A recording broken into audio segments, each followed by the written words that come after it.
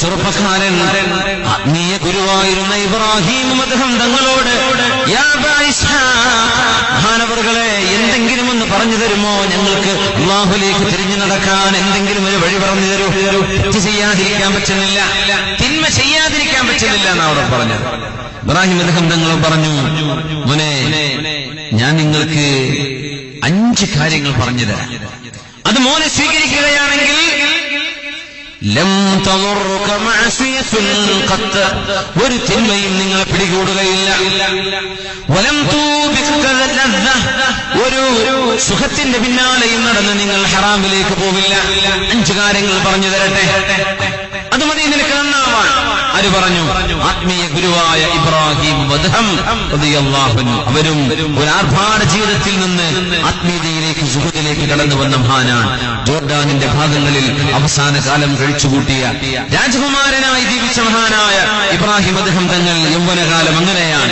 പിന്നീട് സുഹൃത്തിലേക്ക് പരിത്യാഗത്തിലേക്ക് കടന്നു വരികയാണ് ഉണ്ടായത്. 5 കാര്യം ഇത് മുഅ്മിനെ എന്റെയും നിങ്ങളുടെയും ജീവിതത്തിലേക്ക് എടുക്കുക. 5 വിഷയങ്ങൾ. 1, അല്ലാഹുവിനെ തെറ്റ് ചെയ്യാണല്ലേ, അരുത് എന്ന് പറഞ്ഞ് നീ ചെയ്യുകയാണല്ലേ, എന്നാലേ നീ ചെയ്ത തെറ്റിന് ഒരൊറ്റ കാര്യമുണ്ട്, അല്ലാഹുവിന്റെ ഭക്ഷണം നീ തിന്നരുത്. അവന്റെ ഭക്ഷണം കഴിച്ച് നീ അവന് തെറ്റ് ചെയ്യല്ലേ. ആള് പറഞ്ഞു, ഞാൻ എവിടുന്ന് തിന്നു? ഈ ഭൂമിയിലും ആകാശലോകത്തുള്ള മുഴുവനും അല്ലാഹുവിന്റേതല്ലയോ?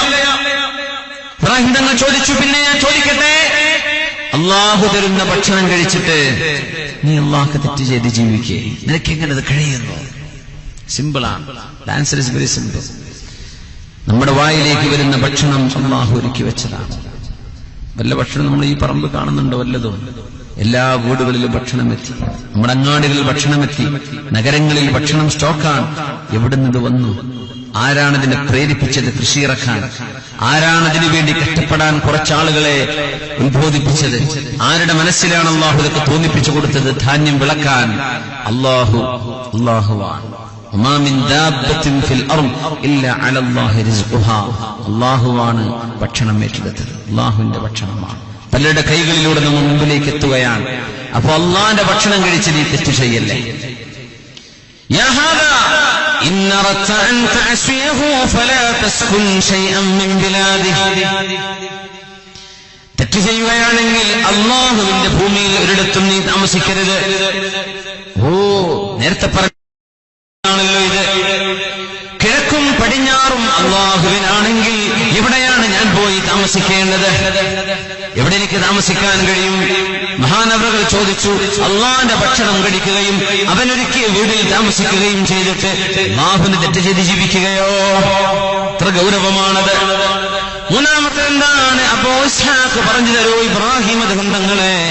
മൂന്നാമത്തേത്, ഇദാ അറദ്ത അൻ തഅസിയ വഅൻത തഅകുലു റിസ്ഖ വതസ്കുനു ബിലാദ ഫൻദുർ മൗദിഅൻ ലാ യറാക ഫീഹി മുബാരിസൻ ലഹ്. അല്ലാഹുവിന്റെ ഭക്ഷണം കഴിച്ച് അവനൊരുക്കി ഭൂമിയിൽ താമസിച്ച് നീ ജീവിച്ച് തെറ്റ് ചെയ്യുമ്പോൾ ആരാരും കാണാത്തിടത്തേക്ക്, അല്ലാഹു കാണാത്തൊരു സ്ഥലത്ത് പോയി തെറ്റ് ചെയ്തേക്കണം. ഇബ്രാഹിം തങ്ങളെ അല്ലാഹുവിന്റെ നോട്ടമെത്താത്ത ഇടങ്ങളുണ്ടോ അവന്റെ ലോകത്ത്? ഞാൻ എവിടെ പോകും പിന്നെ? ഞാൻ പറഞ്ഞത്, അല്ലാഹുവിന്റെ ഭക്ഷണം കഴിച്ച് അവന്റെ ഭൂമിയിൽ താമസിച്ച് അവന്റെ കൺമുമ്പിൽ വെച്ച് നിങ്ങളിത് ചെയ്യുകയാണോ? ഇന്ന റബ്ബക ലബിൽ മിർസാദ്. അല്ലാഹു നിങ്ങളെ തെറ്റ് ചെയ്യുന്നിടത്ത് പിടിക്കാൻ തന്നെ അല്ലാഹു നിങ്ങളെ ശ്രദ്ധിച്ച് കാത്തിരിക്കുകയാണ്. അല്ലാഹ് വീട്ടിൽ ആരുമില്ലെങ്കിൽ, ഒറ്റക്കായിരുന്നാൽ, കോളേജിലാണെങ്കിൽ, ക്യാമ്പസിലായിരുന്നാൽ, ഹോസ്റ്റലിലായിരുന്നാൽ, ഏതെങ്കിലും നഗരങ്ങളിൽ പോയി നമ്മുടെ മക്കൾ പഠിക്കാൻ പോയാലോ ജോലി ചെയ്യാൻ വേണ്ടി പോയാലോ അല്ലാഹു അവിടെയൊക്കെ ഇല്ലയോ? എങ്ങനെ നിങ്ങൾക്ക് തെറ്റ് ചെയ്യാൻ കഴിയും? നാലാമത്തേത്, മഹാനവറുകൾ പറഞ്ഞു, നീ തെറ്റ് ചെയ്ത ഇങ്ങനെയൊക്കെ നീ ജീവിച്ചിട്ടും നിനക്ക് തെറ്റ് ചെയ്യാൻ ആഗ്രഹമുണ്ടെങ്കിൽ റൂഹിനെ പിടിക്കാൻ ഒരു മലക്ക് വരുന്നുണ്ട്. മലക്കിനോട് പറഞ്ഞേക്കണം, എനിക്ക് വരാൻ നേരമായിട്ടില്ല, കുറച്ചുനേരം സമയം തരുമോ എന്ന്. ഇബ്രാഹിം തങ്ങളെ മരണമാസന്നമായാൽ ആർക്കാണത് നീട്ടിക്കൊണ്ടുപോവാൻ കഴിയുന്നത്? വലൻ യുഅഖിറ അല്ലാഹു നഫ്സൻ ഇദാ ജാഅ അജലുഹാ വല്ലാഹു ഖബീറും ബിമാ തഅമലൂൻ.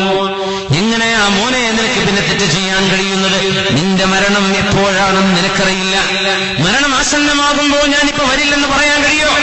അല്ല കൊണ്ടുപോകില്ലയോ? അഞ്ചാമത്തതും പറഞ്ഞു കൊടുത്തു, അള്ളാഹുവിന്റെ ഭൂമിയിൽ തെറ്റ് ചെയ്ത് ജീവിച്ചിട്ട് നാളെ പരലോകത്ത് അദാബിന്റെ മലക്കുകൾ നരകത്തിലേക്ക് നിന്നെ വലിച്ചു കൊണ്ടുപോകുമ്പോൾ ഒന്ന് പറയണം ഞാൻ വരില്ലെന്ന്. ഇബ്രാഹിം തങ്ങളെ മതി. അഞ്ചാമത്തേത് ഭയങ്കരം തന്നെ. അള്ളാഹുവിന്റെ മലക്കുകൾ യുസ്ഹബൂന അലാ വുജൂഹിഹിം മിനന്നാർ, നരകത്തിലേക്ക് ചില ആളുകൾ വലിക്കപ്പെടുന്നുണ്ട്, മാലാഖമാർ വലിച്ചുകൊണ്ടുവരുന്നുണ്ടെന്ന് പരിശുദ്ധ റസൂലുള്ളാഹി സ്വല്ലല്ലാഹു അലൈഹി വസല്ലം. ആർക്കാണ് അവിടെ നിന്ന് രക്ഷപ്പെടാൻ കഴിയുന്നത്?